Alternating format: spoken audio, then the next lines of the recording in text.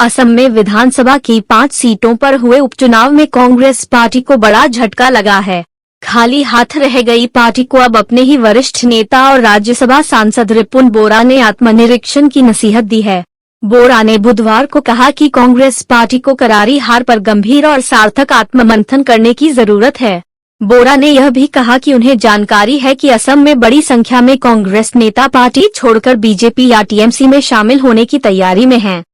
बोरा ने यहां पत्रकारों से कहा, कांग्रेस के लिए यह बहुत जरूरी हो गया है कि वह उपचुनावों के नतीजों पर गंभीर और सार्थक आत्मचिंतन करे।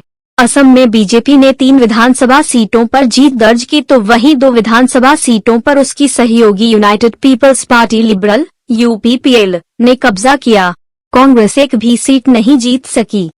जिन 3 सीटों पर बीजेपी ने जीत दर्ज की है, उनमें से 2 पहले कांग्रेस नेताओं सुशांत बोरगोहेन और रूपज्योति कुर्मी के पास थी। इन्होंने कांग्रेस छोड़कर बीजेपी का दामन थाम लिया था।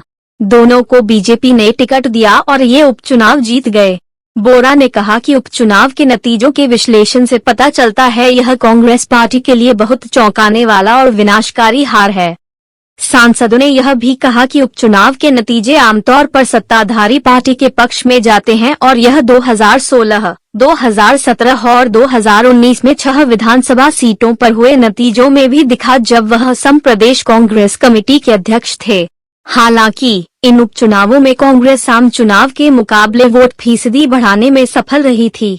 यहाँ तक कि 2016 में हुए लखीमपुर लोकसभा सीट पर हुए उपचुनाव में भी कांग्रेस 2014 के आम चुनाव के मुकाबले वोट बढ़ा पाई थी।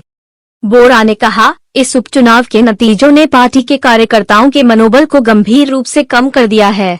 6 महीने के भीतर कांग्रेस के वोट में इतनी गिरावट बहुत दुर्भाग्यपूर्ण है। सांसद ने यह भी कहा कि 2 विधानसभा क्षेत्रों थौरा और मरियानी में कांग्रेस का प्रदर्शन पहले कभी इतना खराब नहीं रहा।